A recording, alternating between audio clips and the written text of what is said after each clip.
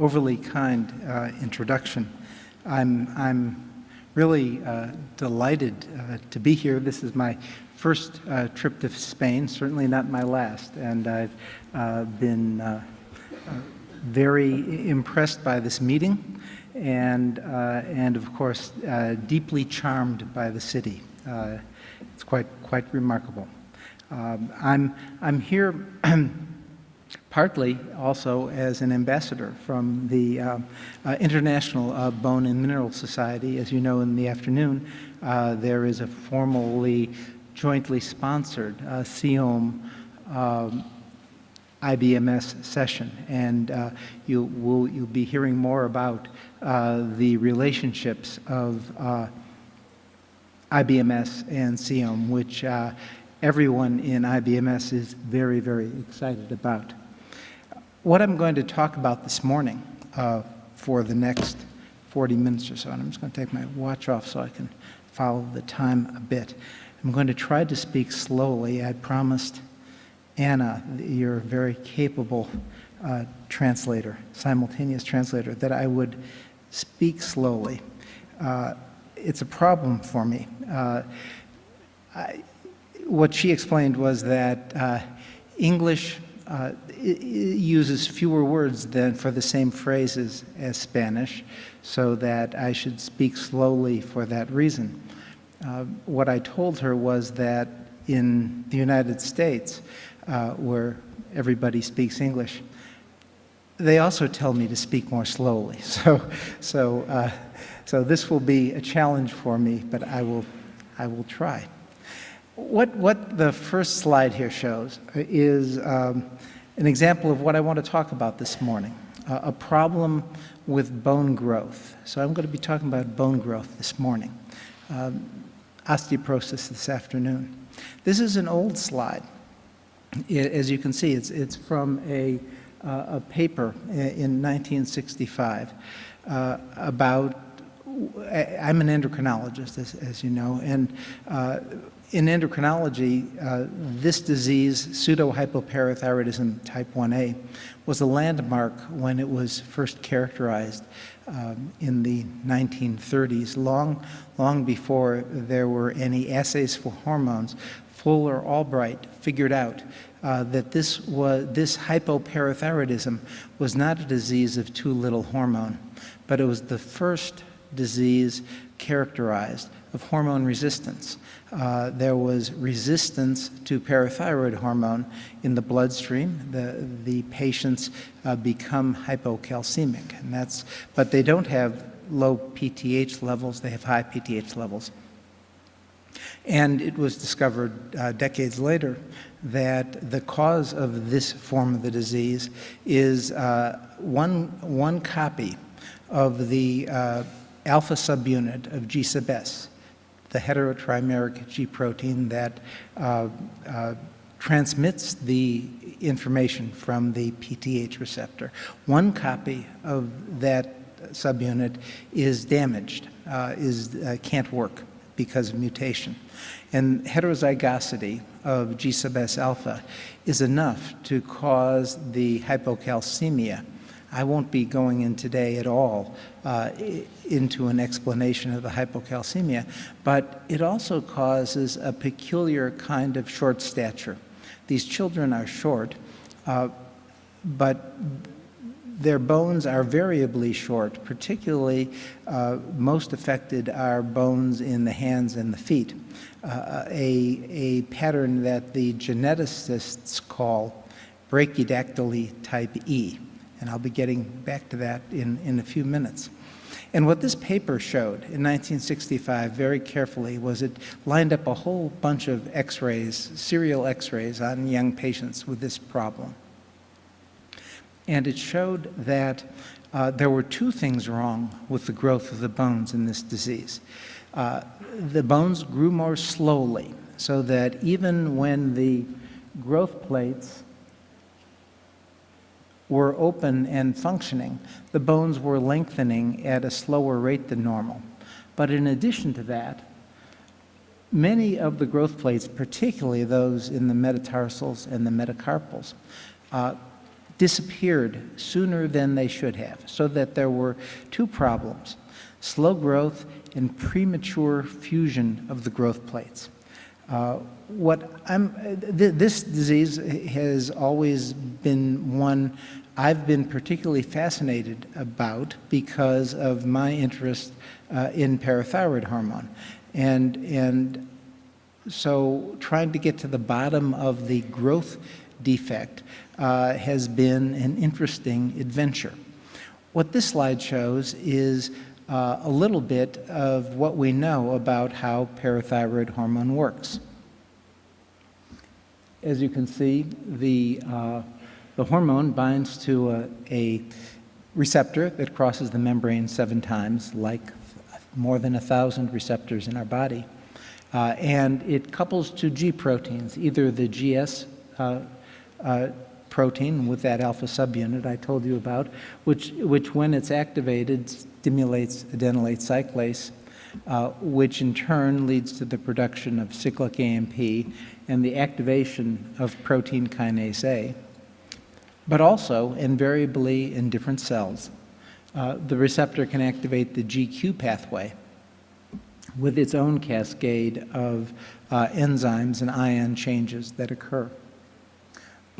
What this slide shows is that the same receptor is the receptor both for parathyroid hormone and for PTHrP, or parathyroid hormone-related protein, which is a cousin of parathyroid hormone.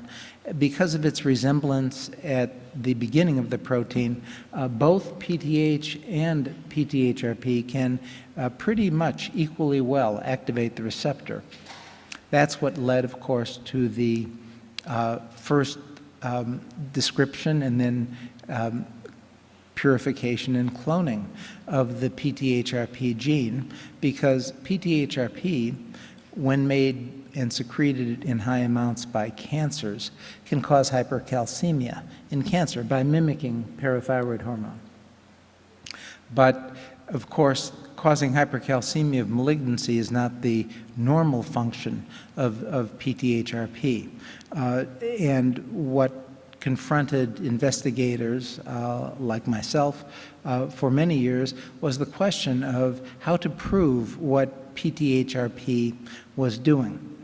We knew what parathyroid hormone was doing because of classic studies that had already been decades earlier of the classic endocrine approach. The way you find out what a hormone is for is you take out the gland in animals that secretes the hormone and see what happens, and you give the hormone back.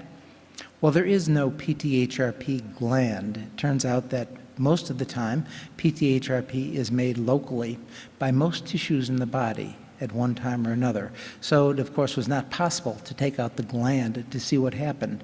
And that delayed the discovery of the PTHrP and delayed then an understanding of what it did. But, of course, then in the 1990s, it became possible not to take out the gland, but to take out the gene with a gene knockout approach. And Andy Karaplis, when he was in my group, made a mouse without PTHrP, and we found several remarkable things about that mouse. The first remarkable thing we found was that it died at the time of birth. So what's shown here, what's shown here is a wild-type mouse at the time of birth and a mutant mouse. And I think what you can see is that the upper extremities and the lower extremities are shorter than the normal. The snout is shorter. That's why the tongue is sticking out. And so it became clear there was something wrong with the bones of this mouse. And that led to an understanding of the role of PTHrP in bone development. To explain that to you, I need to give a bit of a background about normal bone development so that you can appreciate how this complicated regulatory system got messed up in the bones of the PTHrP knockout. Here's how we form almost all the bones of our body, by so-called endochondral bone formation. Mesenchymal cells stop dividing, get together, they touch each other, exclude blood vessels, and then become called mesenchymal condensations that form the first shape of what will be eventually a bone. Those mesenchymal condensing cells then turn on the chondrocyte, cartilage genetic program. So the cells round up and secrete a matrix very rich in collagen II and aggrecan. And these chondrocytes make that matrix and make the bone bigger, and they divide rather actively, increasing the size of the bone. At some point, through signals that we do not yet understand, chondrocytes in the middle of the bone stop dividing, and they enlarge enormously, 50-fold. So they're called hypertrophic chondrocytes. And one can argue that the hypertrophic chondrocyte, as I'll be showing you, is the master differentiated cell of the early bone that orchestrates all of the coordinated differentiation steps of bone. And in fact, by becoming as big as it does, fulfills one of the major missions of the cells of bone, namely the enlargement of the bone, just by the enlargement of their size. So here are the hypertrophic chondrocytes. One of the first things they do that is easy to see is that they mineralize the matrix around them, and as indicated by the purple bars here, they convert the perichondrial cells from precursors into true osteoblasts, so that the first osteoblasts form immediately adjacent to the hypertrophic chondrocytes. We know now, and didn't know for many years, that there are a series of transcription factors that direct the program of converting a proliferating chondrocyte to a hypertrophic chondrocyte.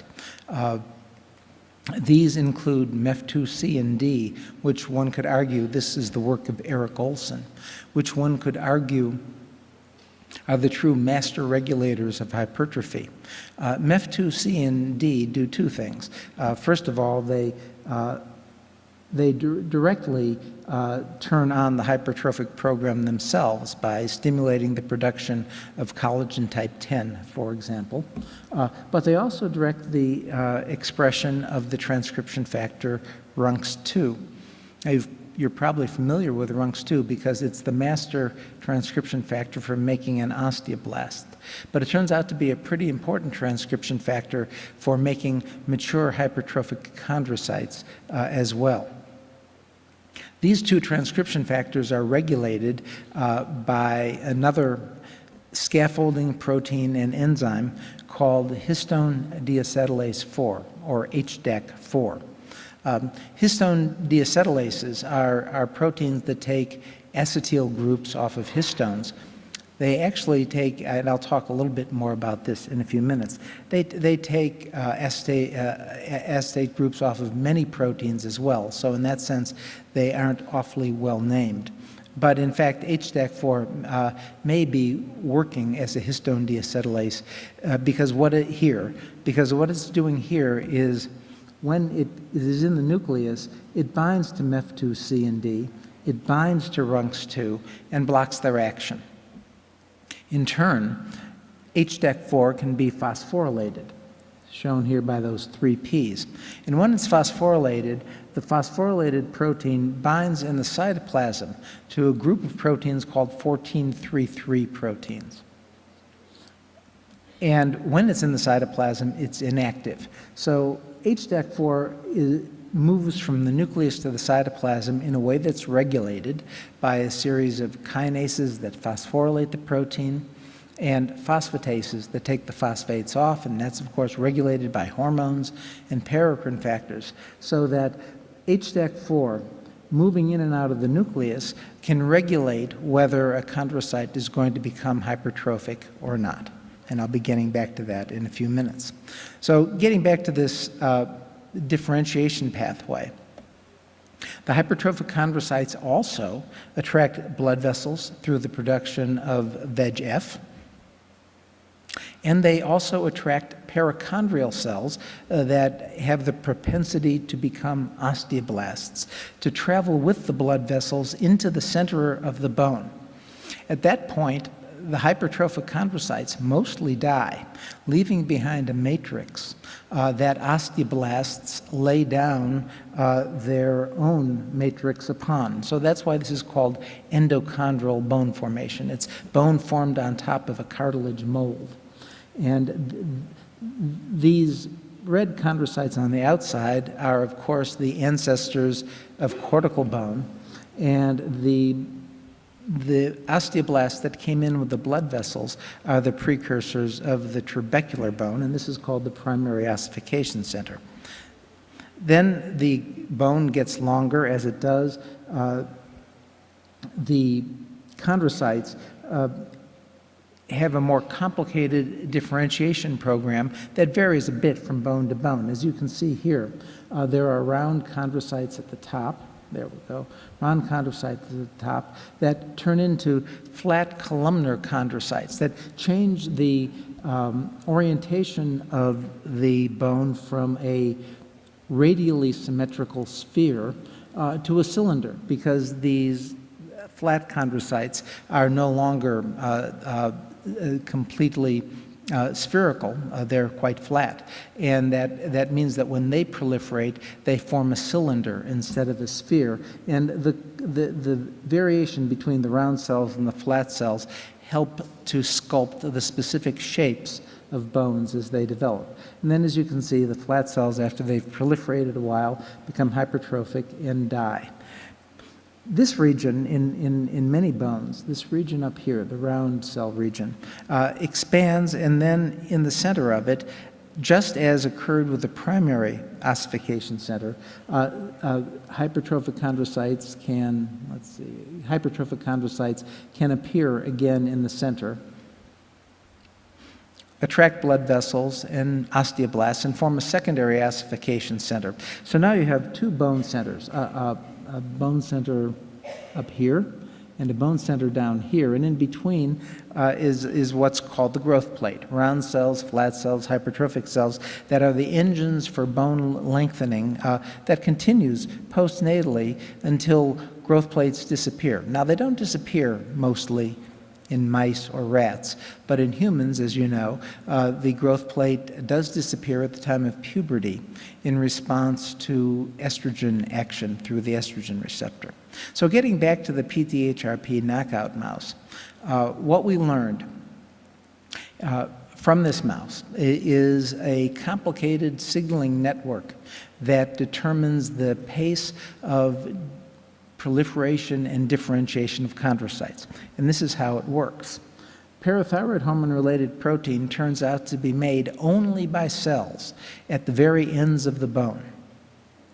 And that's going to be important, because the PTHRP then doesn't go into the circulation. It just percolates down through these chondrocytes and lands on PTH receptors that are in the flat cells, and particularly in cells near the end of the flat cell layer.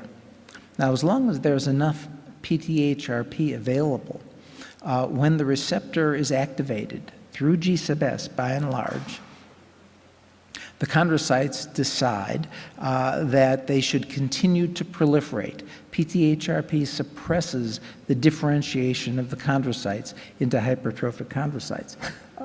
So the cells will continue to proliferate, but through their proliferation, they move further and further away from the only source of PTHRP, so that eventually the receptor is unoccupied or occupied by very little PTHRP. And then and only then, the chondrocytes stop proliferating and become hypertrophic. The first thing they do when they start to become hypertrophic is they make another signaling molecule called Indian hedgehog, IHH here. Indian hedgehog is made only by chondrocytes at the very bottom of the flat cell layer and in the early hypertrophic layer. Indian hedgehog has several important properties. The only one I'm going to talk about today, though, and that is crucial for understanding this system, is that Indian hedgehog stimulates the production of PTHRP. Actually, Indian hedgehog is absolutely essential for the synthesis of PTHRP, and the more Indian hedgehog there is, the more PTHRP is made by the bone. So this is, from an endocrinologist's point of view, a classic negative feedback loop. PTHRP suppresses the production of Indian hedgehog until chondrocytes have moved far enough away from the source of PTHRP to then and only then make Indian hedgehog, which signals back to the cells at the very top of the growth plate to make more PTHRP, saying it's time to make more PTHRP, I'm very far away from you, okay? And so PTHRP made up here and Indian hedgehog made down there together control the pace of the proliferation and differentiation of chondrocytes. And I've already mentioned that the first osteoblasts form immediately adjacent to the hypertrophic chondrocytes. That's because of Indian hedgehog, which signals to the perichondrium to make osteoblasts. So Indian hedgehog is really the master regulator of both of the coordination of the differentiation of both chondrocytes and osteoblasts in early bones. I'm not going to say anything more about about Indian hedgehog, but would like to spend a few more minutes talking about how it is that PTHRP can suppress the differentiation of hypertrophic chondrocytes. There's no question that it has the dramatic ability to do so. What I'm showing you here instead of cartoons is some real bones from a variety of mice. This is a normal wild-type mouse near the time of birth. And what it shows is the round chondrocytes, the flat columns of chondrocytes, the large hypertrophic chondrocytes down here, and then the bone that's growing, that is taking the place of the dying hypertrophic chondrocytes. What I show in the white arrow is the distance from the top of the growth plate where the PTHRP is made to the site at which hypertrophy begins. What you can see in the PTHRP knockout growth plate is that all the same processes are occurring, but they're much accelerated, so that here are the round chondrocytes. There are actually very, very few flat chondrocytes, and cells become hypertrophic very close to the top of the bone because there's no PTHRP to stop the differentiation of chondrocytes into hypertrophic chondrocytes. And so this distance indicated by this arrow is a kind of index of how active PTHRP is in this bone. What's shown next to it is the other extreme. This is a bone from a mouse made by Eleanor Weir in Arthur Broadus's lab, as you can see down here. This is a mouse that makes PTHRP in every chondrocyte. So there's no escaping the PTHRP. It's not made only at the top of the growth plate. And in that dramatic case, as you can see, there are actually no hypertrophic chondrocytes and therefore no osteoblasts in this bone. A very dramatic example of how important PTHRP is in regulating the differentiation of the chondrocytes. So in trying to understand how PTHRP is working, we rather systematically first asked, is the receptor working through GS or is it working through GQ? And what we found in a number of experiments was that when we manipulated GS, when we manipulated GQ, we were led to the conclusion that GS is by comparing the phenotypes of the mice missing GS or missing GQ activity in their chondrocytes, we learned that in fact GS is the mediator of the property of PTHRP to suppress hypertrophy. Actually, in this setting, GQ opposes GS and actually stops proliferation through its action and leads to early differentiation, but the GQ action is quite weak in response to PTHRP compared to the GS action, and as a result, the actions of PTHRP are the ones I've shown you. It then leads to the question of, okay, if GS is the mediator of PTHRP's action, there must be a target of protein kinase A that is somehow or other regulating the differentiation of chondrocytes. And we were stuck for many years trying to understand this until Eric Olson had done the work that I've already alluded to, explaining to us that MEF2C, RUNX2, and HDAC4 were the major regulators of hypertrophy. Let me just expand a bit about HDAC4. It's an interesting molecule. It's one of the so-called Class 2A HDACs. Now, you may be familiar with the Class 1 HDACs. That's HDAC 1, 2, and 3. Those are expressed ubiquitously and are major chromatin regulators, and as you may know, are the targets today of molecules that are being used by oncologists to treat a number of cancers. HDAC4 is different, somewhat. It's in this family of 4, 5, 7, and 9 that are not ubiquitously expressed, but are expressed in only certain cell types. HDAC4 in particular is expressed in muscle, in chondrocytes, in a number of other tissues, but our focus today, and in osteoblasts and osteocytes, I should say, but our focus today is on its action in chondrocytes. It has two kinds of domains. One is an enzymatic domain here, the HDAC domain. It's actually rather weak, and some people feel that it acts more by binding the Class 1 HDACs than by itself having enzyme activity. And it has this other domain that has those phosphate sites, phosphorylation sites that I've mentioned that can regulate the movement of HDAC4 from the nucleus to the cytoplasm. And it also has binding sites here for MEF2 and for RUNX2 and other transcription factors as well. So it's a scaffold with some enzymatic activity, and it's expressed in chondrocytes. We and others, and in particular the laboratory of Andrew Lasser at the Harvard Medical School, wondered whether PTHRP might be targeting this system somehow. And the first person to actually work out a mechanism was Andrew Lasser's group at the Harvard Medical School. He didn't use mice. He used cultured chondrocytic cell lines and primary chondrocytes, and a number of genetic manipulations to argue that the major substrate of protein kinase A was this PP2A, protein phosphatase 2A. A serine phosphatase takes phosphates off of serines and threonines from many, many different proteins. And there are a few of those in every cell. And protein phosphatase 2A is the one that is regulated by cyclic AMP and protein kinase A. And what Lasser's group showed in this paper, now three years old, was that protein phosphatase 2A targets this one, the first phosphate in HDAC4, and removes it.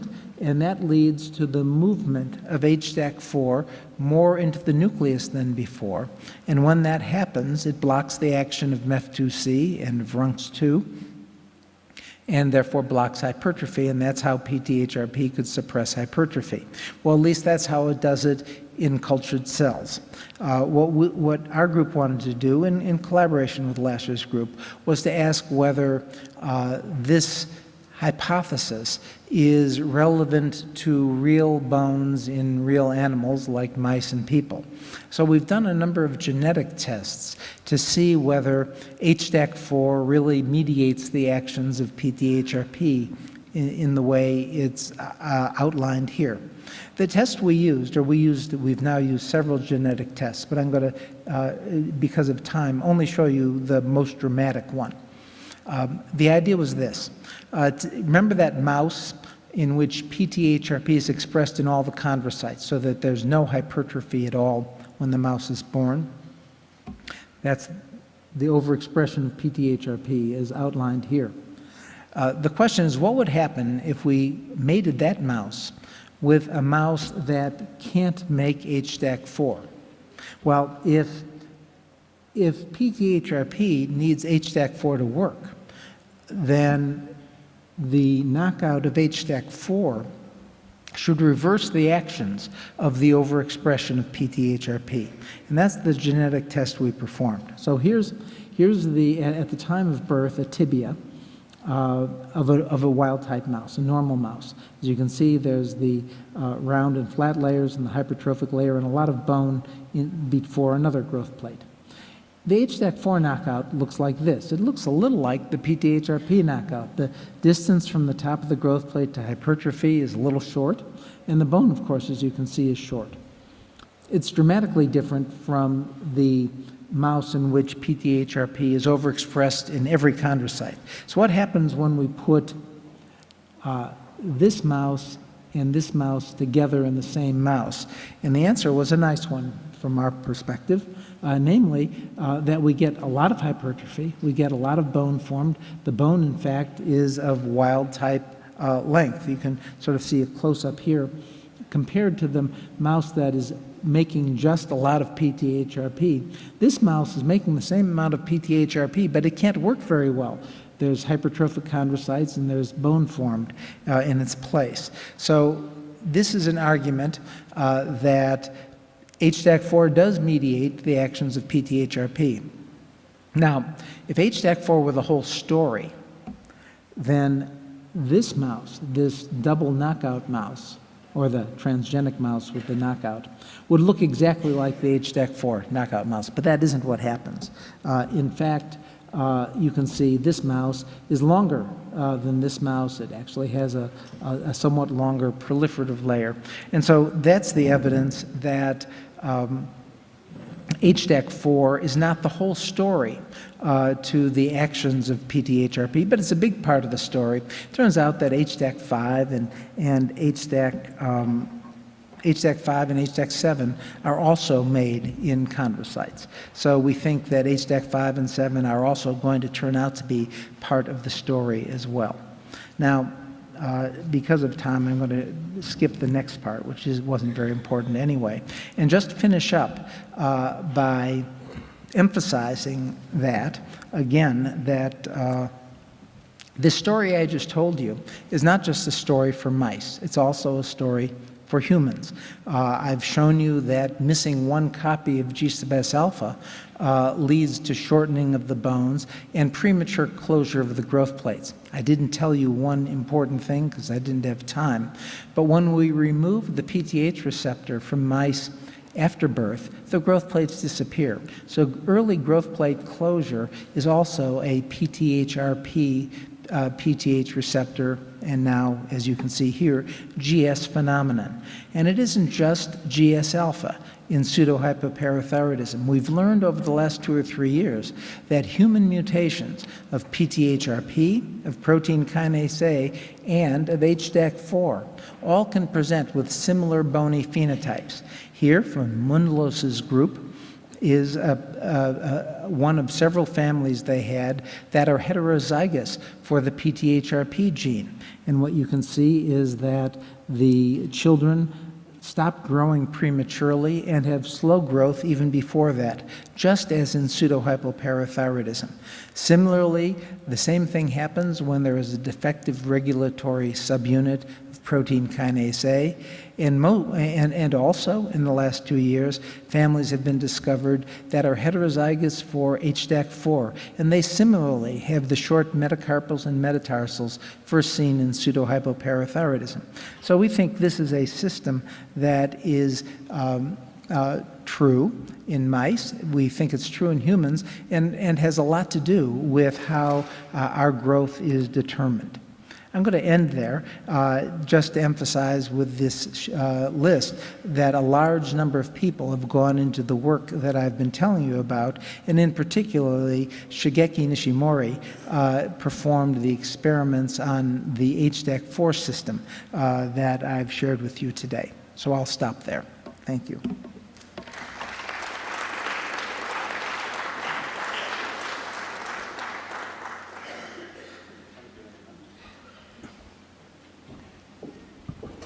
¿Alguna pregunta, algún comentario, por favor? se acercan a los micrófonos que están en los pasillos aquí delante. Profesor Ullón. You will not need translation. I hope you understand me. Endocrinologists see many more patients with pseudo-hypoparathyroidism, not the type you described, but the 1B. Why, and since they have the same problem with GS dysfunction, why don't they have the bone phenotype? That's my first question. Can you explain that? I'm sorry, you're saying people with pseudo-hypoparathyroidism without the bone phenotype? Yes. Why don't they have the bone phenotype if they have the same problem with the GS mutation? Well, actually, the ones that don't have the bone phenotype are the patients with pseudo-hypoparathyroidism type 1B. They actually do not have abnormalities in the amino acid sequence of G sub S alpha. They have abnormalities in the imprinting of G sub S alpha. And in fact, in bone, they have full expression of a normal G sub S alpha. So that's why. That disease is only a proximal tubule disease or a thyroid disease. And the difference is, and you, as you know, Roger, this is one of the most confusing diseases known to man. Because G sub S alpha is an imprinted gene. And so there are two ways it can be defective. It can be defective in amino acid sequence, and those people have the bone problem, as well as PTH resistance, or they can have an imprinting abnormality. And then they have normal bones, but they have the same PTH resistance. And then, if you allow a second question of a totally different nature. If you walk around in this country and other countries, the size of the population, the height, is smaller, sometimes substantially smaller. And many people would like to have a taller stature that would have even societal impact. You are a real expert in growth plate physiology. Can you imagine a strategy to help these people in a safe way so that the growth plate causes a taller stature? Well, as the first thing to say is that while I have been talking about PTHRP and Indian hedgehog, because those are the factors I'm most fond of, there are, of course, multiple regulators of the growth plate and of growth. And certainly in humans postnatally, the growth hormone system and IGF-1 are probably the most important. And so, in fact, variation in IGF-1 and growth hormone, and sometimes through nutrition, is tremendously important in influencing final height. But it's much more complicated than that. We know now from the GWAS studies, the huge consortiums that have studied the genetic variation that determines various human properties and diseases. One of the GWAS studies has been of height.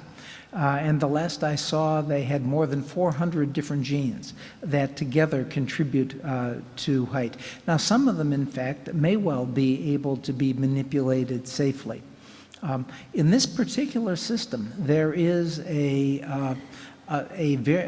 sad but very relevant series of observations. As you may know, medulloblastoma is a lethal disease of childhood, a terrible tumor of the brain that is caused partly by overactivity of the hedgehog system, so that hedgehog inhibitors have been used effectively to make those tumors melt away, at least for a while.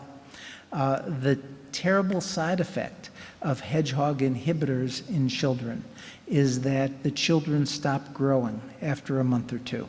And they stop growing and their growth plates disappear. And they disappear because you need Indian hedgehog to make PTHRP to keep the growth plate open. So that it's an example of the opposite of what you're looking for, a safe way to manipulate people's height. This is evidence that there can be complicated negative consequences of interfering with the pathway I've just described. Thank you. Vamos un poquito tarde. ¿Tú querías hacer tú una pregunta? I want to make a very simple question. Sure. In relation to the chondrocyte differentiation, I would like to know from the clinician point, when you are treating diabetes patients with the glitazones, you are increasing PPAR. No? That's well known. Can you have influence on the wrong X2 at that level of chondrocytes? Is possible? So you can change the diversion of the cells from one. Yeah, one of the problems is that it's difficult to get systemic delivery of drugs to the growth plate, so that it's not easy for us to manipulate the chondrocyte system in quite the way that we can manipulate osteoblasts through PTH. I'll be talking about PTH this afternoon and its actions on osteoblasts. Having said that, joint chondrocytes, articular chondrocytes, can become hypertrophic in inflammatory arthritis and in osteoarthritis. And the group in Rochester showed that systemic PTH can get to articular chondrocytes, the joint chondrocytes, and prevent hypertrophy, and in that way, at least in experimental osteoarthritis, slow down the osteoarthritis some. So, and they're doing it probably by suppressing hypertrophy, suppressing RUNX2. Thank you very much. Muy bien, no tenemos tiempo para más preguntas, nos hemos pasado unos minutos, así que muchas gracias, Henry, por esta magnífica conferencia y muchas gracias a todos por su asistencia y participación. Thank you very much.